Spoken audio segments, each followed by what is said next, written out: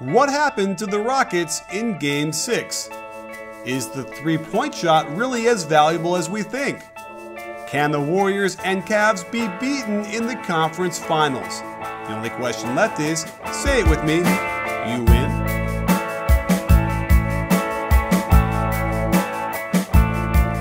Hey sports fans, Coach Nick here, and welcome to the B-Ball Breakdown podcast and live post-game show after this interesting Game 6 between the Spurs and the Rockets. Dave, this is a bit of a post-mortem, I suppose, because somebody just died. Yeah, I don't know what in the hell that was that we just watched, but man, the Rockets looked terrible and the Spurs looked like world beaters. I'm not going to say I told you so, but I kind of been yelling for Jonathan Simmons to get heavy minutes for about, 3 months at least? Yeah. And what do you know? The guy can play some basketball. I'll leave the F-bomb out, but he can play some basketball. How about we that? know this, though, right? We've known this for a while, that he was sort of a poor man's Kawhi, who has a lot of ability, and the only reason why we wouldn't give him more hype is that he's a little bit older when he kind of got in there. But certainly, it is hard to believe that they could just plug him in. I mean, it's just kind of like the 49ers system. They just keep Joe Montana to Steve Young to whatever, and then they just keep doing well. Look, I'm really frustrated right now because I've spent all year talking about how good Kawhi is and how it's not the system. Kawhi is a great player, and it's not the system. I mean, how many times? I mean, I have just said it over and over and over again. And then, damn it, we have a game like tonight, and Kawhi's not even in, and the system just takes control. LaMarcus Aldridge looks like a basketball player again. He was doing. I mean, he was the key to the game. I mean, Jonathan Simmons was great, and Patty Mills was great, but LaMarcus Aldridge was fantastic. God, Pop making me look like an idiot. This is the last time I get to question him, right? Like, I just need to let him play the long game here. I guess I wonder if he knew LaMarcus could do this, and that's why he took Kawhi out. I mean, we've talked a lot about how having Kawhi, Gasol, and Aldridge all out on the court. They all like to operate in kind of the same area. Mm-hmm. And no Kawhi means that Aldridge got to cook a little bit more in his spots, and they were feeding him the ball early and getting him going. I mean, it made a huge difference. Yeah, but it's also that who is he going against? Like, Ryan Anderson isn't going to do anything against him down there, and they don't have any philosophy or principles to like double team and rotate out of that. So that was frustrating to watch. I mean, listen, it was nice that he can just do turnaround jumpers all day, but there was no adjustments. Did you see any by D'Antoni? Where was that the rest of the series, though? I mean, like, it's easy for us to say, well, they didn't have anybody guarding him, but those same guys had been guarding him for the whole series, and he hadn't shown up. So, like, this was a big game for Aldridge. A lot of people kind of started to turn the page on him a little bit and just say, well, maybe he's washed. Yeah. But he showed tonight that he still got, some left in the tank. I still think the knee is bugging him. You can see it a little bit, like he wasn't getting the lift that he was maybe earlier in the season. But then he tried to, do a putback dunk and bring the house down. So, I don't know. Aldridge had a great game. He looked really good tonight. Yeah. Harden looked like dog poop. He did, and flaming. And he kind of looked like dog poop in the last game too. And I part of me felt like, I think the conventional wisdom would be, they're having him guard the big guys down there, and he's banging. That's going to wear him out, and that's why Pop continued to be big and try to keep in situations where he would be forced to guard the bigger guys like that against that smaller lineups that the Rockets wanted to run against. And yet, you might have a different opinion. Well, all right. So, he did take a big shot to the head in Game 5, and I'm wondering if he doesn't have a concussion. I really am kind of thinking that he was hurt. I mean, let's see. Let me pull up the stats. He was 2 of 11 for the game. He didn't take the first shot until it was like 15 minutes into the game. Like, that's just – if he's not shooting, then that completely changes their offense. And they don't have to guard him as hard, which means other guys aren't going to be as open. But to only take 11 shots in a game, series-clinching game, and to go 2 of 11, 2 of 9 from 3, I mean, it's just – that's un-Harden-like. I mean, for a lot of people are going to come out of the woodwork and say, well, this is what Harden does in big games. Man, I just don't – I don't necessarily believe in clutch or big game, like shrinking under pressure and things like that. But at this point, you have to start thinking maybe this is a thing for Harden. It's either that or there's an injury. And I know that he's in the game, and Houston isn't saying he's hurt. And so it's going to be similar to the Steph Curry stuff from last year in the playoffs where, well, he's out there. He can't be hurt. But, people play hurt all the time. And it's not me making excuses. I mean, the Spurs obviously won this game. I don't think Harden could have really – if Harden went off, I don't think they're winning this game. I mean, the final score was 114-75. Right. The Spurs defense was outstanding tonight. But maybe it's closer. Maybe it is a little bit closer going into the fourth, and you might have a game. Right. So I don't know. I don't know what happened. I expect more to come on this. I think we'll get more info in the next few weeks. Well, before we get into the adjustments they made defensively that helped on Harden, remind me though, what shot to the head? Like, what was the circumstances? I'm blanking right now in Game 5 of when it happened. Do you remember? Yeah, it was kind of late in Game 5. I've been looking for tape, and I haven't been able to find it. But if I do, I'll throw it up on Twitter, and I'll tag you in it so that we can take a look at it. But a few people, Bill Simmons most notably, has pointed this out, that he kind of has looked glassy-eyed since then. I mean, he looked shell-shocked tonight. And I don't know if that's just because he played like shit or because, he might have a head injury or he doesn't feel 100%. But, I've never seen him just not shoot. I mean, it took him 15 minutes to get his first shot up. That's kind of crazy. Especially since their offense depends on him so much. Like, it was just weird. I refuse to believe this was like an attitude thing. I think it's got to be physical. That it definitely felt like that way because and I feel like he started out the same way in Game 5, like a little bit disjointed and not focused, not into it, and certainly not the same guy. Like, there's no question. And physically, it looks like he was moving okay, but we've seen this before. We've seen guys who are suffering from things like concussions that really hinders their play. I mean, heck, you could argue that like Roy Hibbert never recovered from the concussion he probably got way back in like 2013, and he got to play through it, and he's just never been the same. So too bad it happens. I also wonder though if it's another kind of a is this like 2-point long twos, a mid-range winning over the 3-point and layup style and philosophy? No, I don't think that this is some sort of indictment game or series over the Rockets' style of play. I think that the math is in. We know that the right way to play. I mean, let me look at the stats here. So tonight, I mean, the Spurs took 22 threes, which is down from their season average a little bit, but they didn't shoot that many to begin with, and they were 5 of 22 from 3-point range. Right. I think that the bigger thing is that they won the rebounding battle 60-37. Yeah, that's insane. So that's really the story here. To me, is the rebounds, which I mean, this comes back to them playing great defense. They were switching everything. They were a little bit more switchy tonight than they've been all series. They were just instantly switching those screens instead of fighting through them. And maybe this is one of the things that they're going to go to in the next series against Golden State. But they just didn't feel like they had a guy that could do what Kawhi does, where he gets around screens so easily and so quickly. Yeah. Jonathan Simmons, I thought, was fantastic when he was guarding Harden. He does a lot of stuff with his hands up so he can't foul. Palms up. Like, it's really hard to draw fouls that way. And there was a graphic, I think Harden shot like 67 free throws or something in the OKC series, and he shot like 30 fewer free throws in this series. So obviously it was a point of emphasis for the Spurs to not put him on the line, not give him free points.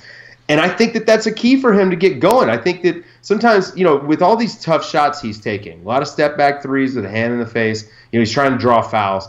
I think that sometimes it's hard for him to find his shot early if he's not going to the line. And they really took him out of his game by keeping him off the line. Yeah. And what we did see is an adjustment, and now I'm blanking who the guy is. I saw it on Twitter. Did a nice little edit for us. Not for us, but edit Ben Falk. On Twitter. What's that?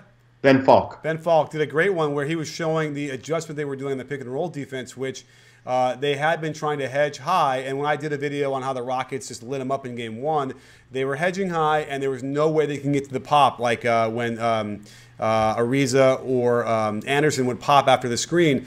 And then they adjusted that, and they played like ice kind of defense, or like sinking the big man down and containing, and then basically daring James Harden to shoot a long 2 if he wanted to, and trying to keep him there until the guard got around. And that really just stymied the whole offense, which, by the way, this was not D'Antoni offense. Whatever they decided to run tonight, there was, I mean, there was no pistol action, there was no corner, there was no movement. It was horrible. It was gross. It was weirdly similar to the end of Game 5. The last 3 minutes or so of Game 5 and overtime was the same thing. It was that clogged toilet offense, you know.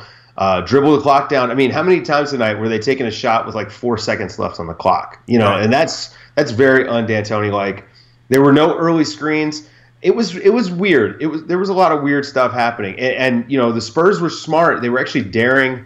They were running guys off the line, the 3-point line, and they were daring them to make that pass into Capella, and then they were just all crashing hard on Capella. It was beautiful adjustment by Pop. I mean, he really, like, up until the middle of Game 5, I felt like D'Antoni was out coaching him in this series, just because Pop wasn't really matching the adjustments. They were getting better play, but I felt like D'Antoni was, you know, he was getting a lot out of his guys, and then D'Antoni or Popovich for the last game and a half just really outclassed D'Antoni. And you know, I mean, the players have to go out and play, so credit to the Spurs guys for going out and really, I mean, they really lit the Rockets up in this game. It was, yeah.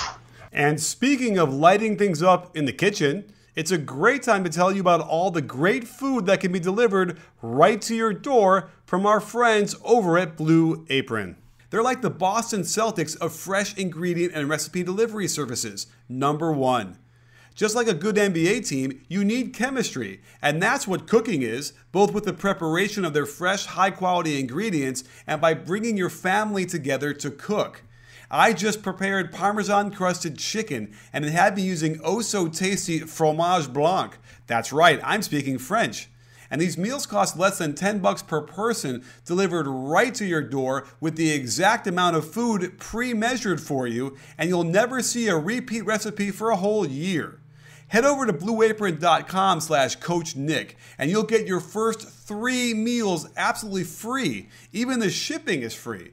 It's like KYRIE nailing a 3 to finish the comeback last year. Only you just need to type in blueapron.com/CoachNick instead.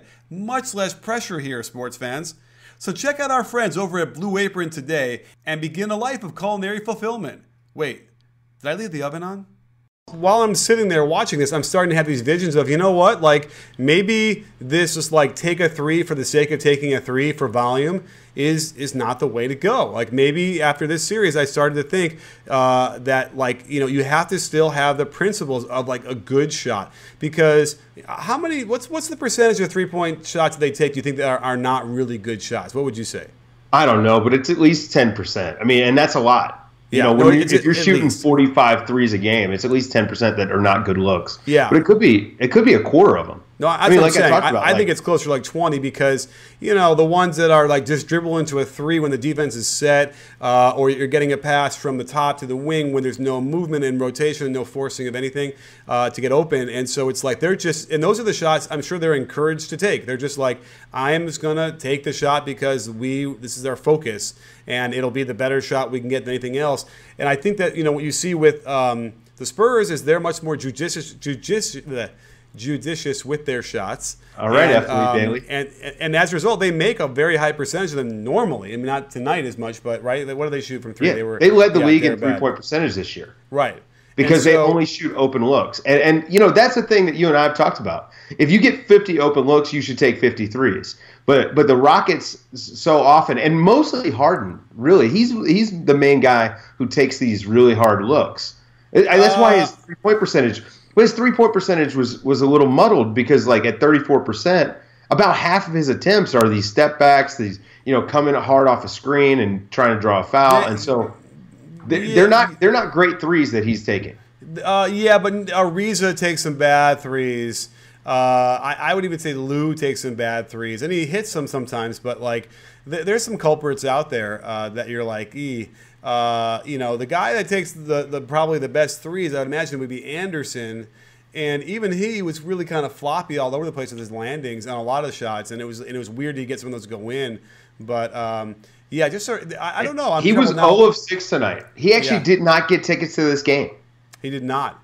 Amazingly, he did not. He must have gotten the fake tickets because they were. But this is sold what out I'm saying. tonight. So they only got 77 shots up tonight, and you know the Spurs got up 96. You know, that's almost 20 shots difference. Like, how are you not going to win that way? Right, turnovers and offensive rebounds. That's what dooms you. And guess what? That's an old school way of playing basketball, right? We're going to pound you in the boards, get second shots, and we'll play some serious defense, force turnovers. I mean, that's why I'm wondering, like, this whole new notion of pace and space and threes, whatever. It's like, you know what? Good old-fashioned, hard-nosed, man-to-man defense, taking good shots. That could very well be what beats you every single time. You know, here's a question I want to ask you, because I was starting to look into this in preparation for a video. How many threes do you think that an NBA, and this is in the last since 2012, 2013, when we really started to see a big uptick in three-point shots. How many threes do you need to make more than the other team to guarantee that you'll win? What number do you think that is? Well, all right, so we've talked about this a lot. And I feel like it's like 5 or 6, but tonight the Rockets had 8 more threes made than the Spurs. And they got destroyed. So, right. So when you look at it, because I was looking at what's the 100% win rate, you know, based on like how many threes you need to make in the other team. And I would have thought it'd be like 6 or 7 or 8 because, you know, that's 24 more points from behind the line or however you want to look at it. Is it maybe 8 more points versus their 2s? Whatever it is, it seems like you'd be safe. But you know what? It's not. It's 13. Woo. Now, it hardly ever happens. It's happened like maybe like 25 or 30 times in the last 3 or 4 years, whatever it is. So it doesn't even happen. And so, you know, if you make 7 more than the other team, you're 500. 500. Wow. So it's not an elixir. And I started building in, looking at turnovers as well. Like, what if you get out? What if you turn over the ball over more and get out rebounded, but make 7 more? Again, it almost is the same thing where you have to make so many more threes for that to actually be the elixir that will win you these games. And you know, I'm flabbergasted. Yeah, that's a crazy stat. 13 is not like that. Is definitely not the number I would have thought it would have taken to win the game. I mean, I was thinking more like 7 or 8. Right, and you know how many games there are in that time span. I mean, you're talking about like 4 seasons, and it's, you know, every team's playing 82 games. To have that happen like 30 times, it's basically a unicorn that like never happens. You're never going to score 13 more threes. You're probably never going to score 10 more threes than the other team, especially as we're moving forward. So all of a sudden, I'm starting to wonder, like, you know, just what kind of effect are we seeing here from three-pointers, and whether we're doing this right. All right. Well, again, to avoid the hot take, you know, police coming after us, this one game should not completely alter, you know, the landscape of the NBA. The Rockets played like crap, and the Spurs played really, really well and won the game. I don't think that. I think that this style of play that the Rockets play, I think you can win with it. Their issue tonight, they didn't make any shots. You know, they shot 28% for the game, and their defense was atrocious. Like, that's a bad combination. You got to have one of those. You got to either be able to make shots or play good defense. Spurs did both tonight. Yeah. Right. So, you know, I think that I get where you're coming from, and I understand, like, because Pop really did kind of zag when everyone else was zigging by you know, working the post and the mid range and all that stuff.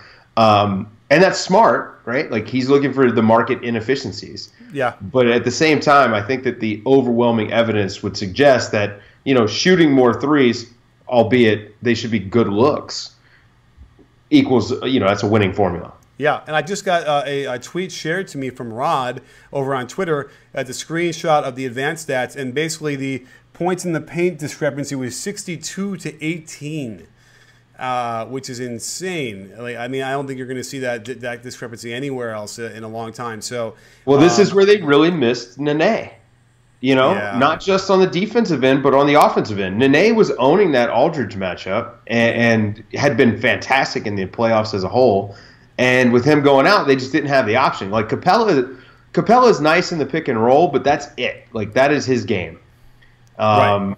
You know, and he was struggling a little bit there down too. He was having trouble finishing. You know, I don't know what was going on with that. But yeah, it was a problem. It was an shit sandwich all the way around, and I don't know. But you're right. I'm sorry, but Nene, you're right, was huge because you can argue that they would have won Game 5 had he been able to play longer. Right? He was doing so well. Yeah, that's what they needed. And by the way, if they win Game 5, which went on a trifle, one play here or there, and then the Rockets win Game 5, then we're not talking like we are right now. Probably. Yeah, I mean, we would be talking about a Game 7. We would be saying, man, the Rockets really shit the bed tonight, and let's see what happens in the next game. You know, like maybe, another blowout. Right. Yeah. So, yeah, again, there's a lot of people, a lot of retroactive hot takes and people saying, you know, hey, your MVP just went 2 of 11 or whatever. Or on the other side, oh, man, the Spurs won without your MVP. What does that say about your team? It's one game. Everybody relax. You know, the Rockets still had a really good season. Kawhi is still, to me, a top 4 player, you know, in the league. The order kind of varies depending on the week. And it'll be fine. We finally get a Spurs-Warriors series, right? This is what we've been wanting. Yeah, we deserve it. Yeah, everyone be happy. Right. Because the Rockets' defense wouldn't be able to hang with the Warriors. So I'm really glad that the Spurs kind of pulled it out and won the series because they actually have a good defense. And tonight to me was the blueprint. If you're gonna bother the Warriors, you're gonna have to be able to switch everything. You're gonna need Aldridge to do what he did tonight. He has to take advantage of, you know, when he's got KD or he's got Draymond on him. And so, you know, I'm excited to see what we get starting Sunday. I mean, I still think the Warriors are going to sweep. And thank goodness it starts on Sunday. I was a little worried it was going to be a Saturday game because, well, you know, Billy Joel is in town, and I'm going to have to go see that. And so that's an interesting thing. We can kind of transition this for a few minutes onto this impending matchup. So you have Danny Green, who is an elite defender, who will be able to get in there and mix it up with either Steph or Clay. And you're going to have to deal with what's going to happen. What's the backcourt going to look like then, as far as how are they going to match up? I have no idea.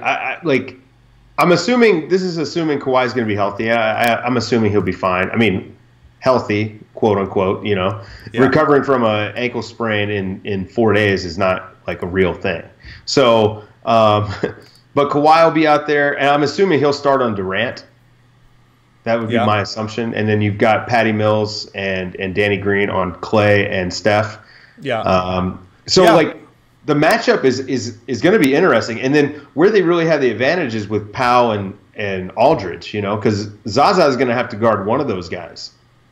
Right. So they're going to have to go at Zaza early, I think. Yeah. And tonight we saw a little bit of that Spurs beautiful game, you know, the ball movement. Aldridge was getting involved, you know, giving a nice up fake and then wrap around pass to Kyle Anderson, and then DeJounte Murray, you know, my guy, makes a hard cut to the basket. He misses the shot, but still it was nice to see. I got a little nostalgic there for a minute for my favorite basketball team of all time, the 2014 Spurs. That's right. Yeah, and because here comes all the hot takes, whether they're better without Kawhi, which is nonsense. But there is a little bit more of that beautiful game when he's not there. And I like the Patty Mills. So Patty Mills is going to cause him problems because he'll be pesky and he will force, you know, probably Steph to well, I guess it depends on whether they can switch it up. But he's going to run whoever is guarding him ragged, be it Clay or Steph Curry. And then, you know, Danny Green is just one of those enigmas where, you know, I still can't figure him out. I don't think he's ever really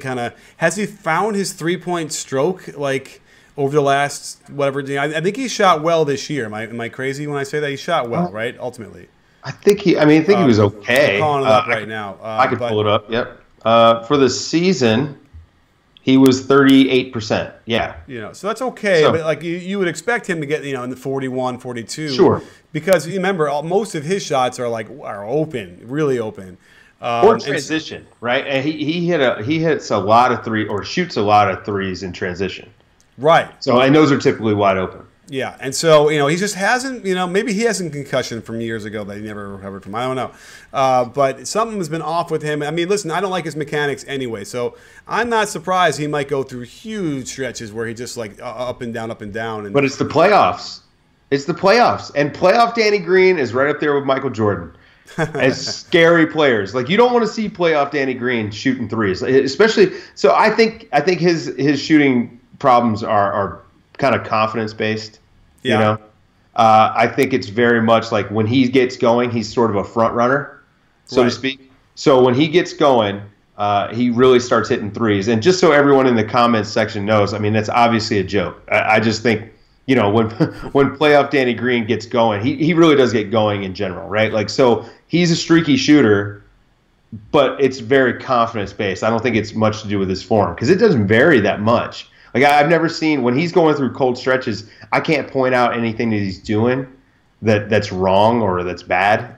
Maybe he rushes a little bit. No, like, he doesn't straighten the arm, and it's the kind of thing where. But that's even when he's making shots. That's what I'm saying. Like, I can't. There's no difference. I know. But how do you? I mean, to me, when I watch it happen, like, how do you mimic that every time? Like, that exact same moment where you're not straightening your arm exactly the same way. Like, that just seems to me very difficult to actually manage. But he's had multiple seasons where he shot over 40%. So, like, I'll look at those numbers and I'll be happy with them. Right. And my point would be, like, as we're pulling back into a macro sense of, like, 3-point shooting, we might now need to start looking at at shooting over the course of 5 seasons, not just one, where you see these things, and the more or the less, if the worse your form is, your mechanics, then you can see, like, he might have a 60-game stretch where it's going nicely, but then he'll have a 40-game stretch instead of, like, 5 games and 6 games or whatever.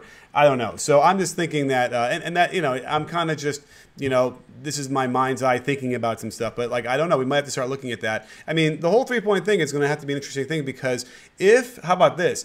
I mean, I guess you can argue the Warriors already did it, right? They already sort of proved that the 3 and layup, you know, mode works. But I wonder what to kind of see. I want to see more. I want to see 5, 6, 7 years of this to figure out if this is the sustainable model, and that's what you want to shoot for. I mean, listen, I love it. And again, if you can create 50 good threes and you shoot 50 good threes, but there's a certain variability there that we're noticing that when it goes cold and the whole team goes cold, it's a real problem. Well, I think the Warriors-Spurs version of this, where you are generating open looks, I think that's the progression, right? The Rockets, like we talked about, they take a lot of tough shots, and I think that you're better off with the good looks, right? Like, Steph Curry is taking some shots that are ridiculous for anyone but Steph Curry, right? Right. But most guys can't get it. Like, Harden is not that great of a bad shot maker. Remember how Kobe was really great at hitting tough shots? Yeah. And Harden, I don't think, has that thing, whatever that is. He can kind of do, but when he's now taking the deep threes instead of the long twos that Kobe was. But we have a good question. Terrible. He was terrible last year. End of shot clock situations. Like, he was shooting like 32% or something last season. Right. And I haven't dug into the numbers for this year, but like we just said, a lot of what they did the last game and a half was anti-D'Antoni, and they were taking a lot of these possessions down toward the end of the shot clock. And, you know, this is something to me that's a little bit more worth looking into to me. Like, what happened in Game 6 and you know, later in Game 5 that caused them to go away from what worked? You know, like, is Harden hurt? Was he hurt? Or was there maybe a locker room issue? Or was it Nene? You know, I mean, Nene was huge for them, and he was a key cog for them. They only played 7 guys in Game 5. I don't know. And by the way, like we said, they got Sam Dekker in there for a few minutes. They didn't get. I don't think Montrezl Harrell played in the first half, but they got a little bit of time in there. But Adam Burns asked a pretty good question on Periscope, and we can turn to some questions now. So what do the Rockets do now? And the question here is, well, what is holding them back? They only have the 3rd best record in the West and whatever. And, you know, you could kind of want to say, like, maybe defense, but then you look at the roster, you know, it's Capella and Beverly and Ariza, guys who can play good defense. Their defensive rating I don't think was great, but you know, what do they do? Add another scorer? Like, I don't know. What do you think they could use a bench? You know, like they're not really that deep. Right. Like, I'm looking at the roster right now. You know, obviously their starters: Ariza, Capella, Beverly, James Harden, and then they have Gordon on here, but let's say Ryan Anderson, and then with Eric Gordon and Dekker coming off the bench. You know, Harrell is maybe, you know, you and I like Harrell, but I don't think D'Antoni loves Harrell. I think they need another 2 guys, you know, to really round it out. well, I guess Lou Williams, but he's an expiring contract, I believe. And so, yeah, I think they just need a bench. Like, you know, a guy like KD would be great for them. He'll be a free agent. Yeah, sure. Well, you know, let's move on as we do. Are there any other questions we can grab from Periscope as we start to wrap this this great show up? Let's grab something from them. What do we have here? An athletic wing, I think, not a spot-up shooter. Yeah, everyone needs an athletic wing, so yeah. Jay Crowder would be really nice in the Rocks. Jay Crowder would be nice on every team. Yes, I would like to have a guy like that. Does watching the team perform without him so well have any effect, positive or negative, on Kawhi? We're not going to see it on his face. He won't show it, but no, I think it means nothing. All I think it means is God, he wants to get back on that court faster than anything. You know, my one thing is I hope that Pop realizes that they're better off with a ball movement offense than some of the stagnant one-on-one stuff that they've been running. And, you know, maybe with Kawhi kind of being out, they'll go back to something like that. You know, like, I'm assuming he's going to come back limited because an ankle injury, again, you don't recover in 4 days. So I wonder if we might see a little bit more ball movement, see him kind of playing more like he did during that championship run, you know, like get a few more spot ups in the corner and stuff like that. I don't know. I mean, I'm not counting on it, but I'd love to see it. Yeah, I mean, listen. Well, this will be great. This will be a really great test for him to see, you know, can he do it? Can he overcome adversity and grit it out? And you know, but the problem is it's who they're going up against. If this was the first round, maybe it wouldn't be so bad. But without the full possession of your powers, and you're going up against the best team we've seen probably in a long, long time. It's not a great recipe. So hopefully, like, maybe he was ready to play tonight. They were up by a game. They're like, you know what? This is a long game here. Just take it out easy. We'll have game 7 at home if we need it. And that, you know, that would be key. If he was good to play tonight and then he gets an extra few days, you know, Friday, Saturday, 2 more days, that might be enough. Yeah, I mean, that's the hope, right? Like, we want everybody to be healthy. Like, again, my things about guessing with Harden being hurt is very much just how he played. I wanted him to be healthy, right? Like, that's always my hope going into these series is everybody's at their full strength. But Harden didn't look right. And I just hope Kawhi is ready to go on Sunday completely. Like, I don't want the Steph Curry situation from last year. You know, there's going to be a lot of people if Kawhi's not ready to go or if he's limited. Well, the Warriors got lucky. Yeah, well, the Warriors are probably going to win this series anyway. I mean, right. The Spurs, there's a path there to victory, but I just don't. Yeah, I don't think it's going to happen. And Jake Anderson's throwing up a real softball to you. I think he's watched our shows before because he's asking, what do you think about going straight to Mills, Green, Kawhi, Simmons, and Aldridge? That's where I would start. I would start the game there. Yeah, you know, I would start the game there. And then that really, like, changes the dynamic. But the problem there is Draymond Green. Like, I don't know that Jonathan Simmons can guard Draymond. I don't know. I mean, he did a great job tonight when he was on Harden, but I don't know that he can do it. I mean, Draymond is just a different beast. Right. But Draymond isn't the kind of guy who is going to, like, you know, if he posts you up, he's usually a passer. Right. And, you know, he's going to kill you in transition off the rebounds. Maybe Simmons could do okay there. Maybe. He's got the speed for it. Yeah. So, you know, that could be interesting. I mean, look, I've been calling for that lineup all year long. And you know what? And then maybe give me a little bit of DeJounte Murray instead of Mills, and then you've got 4 guys that are all kind of the same size, super athletic and switchy, and then I get to, like, I basically won't be able to podcast after that though. That's the problem. I'll be. You'll be soiled.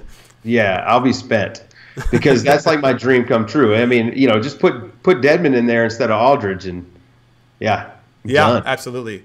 Well, you know, I think we've kind of come to the end of a really great, spirited live post-game show and podcast recording. Yeah. Should we talk real quick about the Celtics and Wizards? Just the game really quick. I mean, I tweeted out during that last game, I'm like, I wonder what the Cavaliers must be thinking watching this game. And someone replied with that LeBron dancing in the weight room image. And I mean, right? It doesn't, even though they both had moments where they played well, it just doesn't feel like either of these teams are going to give them anything. Yeah, there's a great picture floating around Twitter. It's like a drawing, you know, cartoon of LeBron and Steph relaxing on the beach while all these other teams are beating each other up. And I think that was kind of perfect. It really encapsulated what's happening right now. Like LeBron is really enjoying himself in this postseason. We talked about that a little bit the other day. I'm loving this. I'm loving the relaxed LeBron. I like when I see these guys happy, and LeBron looks happy. He looks like he's having fun. There's no weight on his shoulders. And, look, we're going to get 2 sweeps through to the finals, right? Like, they're going to sweep all the way through. That's my expectation. And then I think the Warriors sweep the Cavs. But this is unprecedented to have 2 teams come in undefeated in the playoffs, if it happens. Right. Right. Yeah, the way they're coasting, it looks like it. Right. I mean, I don't know. I mean, I don't. It's going to be tough. It's hard for me to picture the Spurs getting swept ever.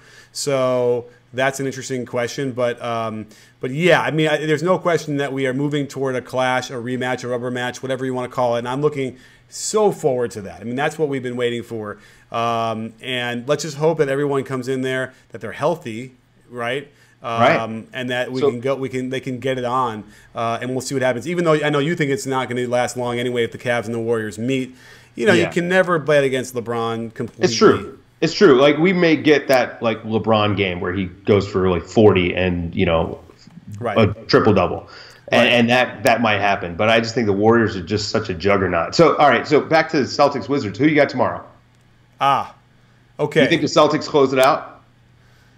It's in Washington, although it didn't seem to matter for the Spurs tonight. Boy, I don't know. Yeah, I mean, it kind of feels like this Wizards team's a bit of a front runner, right? And now that things are kind of bad, and they're going to start yelling at each other and this and that, whatever. So I don't know. Yeah, I might feel it that way. It might feel to me that that they're going to lay down if the Celtics come out strong and tough. If Isaiah can kind of get his mind back into the swing of things now, which could very well happen, then they're going to be in trouble. So yeah, I don't know. I might kind of go against the grain and pick the road team. What do you think? I'm going to say that the Wizards win Game 6, and I think there's a good chance they win Game 7. Wow. Okay. Well, I think that look, we've seen 5 games. And the Wizards should have won 4 of them. The only game that they definitely should have lost was Game 5, and they got destroyed. Right. And I think that the Wizards are the better team, and I think that they can pull out the next 2 games. Yeah, no, I actually hear you and I see you, but I just can't get behind it. There's the Wizards haven't given me enough to really feel great about that, and that's the problem. But you're right. They certainly had Game 1. They had like Game 2. They had the blowouts Game 3, 4. So you're right. I mean, it definitely feels like they are better. Maybe the Celtics are a better team, play like a team better. You're gonna have to deal with Stevens versus Brooks, which you probably go with Stevens if you have to really choose that, right? So yeah, it's an interesting conundrum. All I know is that we all win, right? By watching these games. Yeah, it's gonna be fun. Like, I mean, even these blowouts, I still enjoy them until they're basically in garbage time, right? Like watching the Celtics last night, they were playing a really beautiful brand of basketball, and it was so much more enjoyable than what they had been doing, which was just, hey, Isaiah, go get us a bucket. Right. So, if they stick with that, I think the Wizards are going to have trouble. But so far in this series, it looks like the home team is pulling it out. So yeah, and they're going to need John Wall to just detonate. They're going to need Beal to detonate, and then get anything from their bench. Some tall orders, but you never know how that's going to play out. So. Well, Dave, another great show in the can. I can't wait to get this up, and then we can release it early tomorrow morning for all of your commutes on the Friday morning as we head into the weekend. Don't forget to check out my Manu Ginobili breakdown of the Game 5, which was really fun to be able to take his heroics in Game 5 and then mesh in his pasts and his other stuff and make some people cry. I guess I don't know. Hey, it was fantastic, man. Like we love Manu Ginobili in this house, and we watched it on the big screen last night. Like it was beautiful. I love that video. Awesome. Well, everyone else checking it out, and don't forget, sports fans, at B-Ball Breakdown, not a channel, we're a conversation. You in? Are you in, Dave? Yes, I am.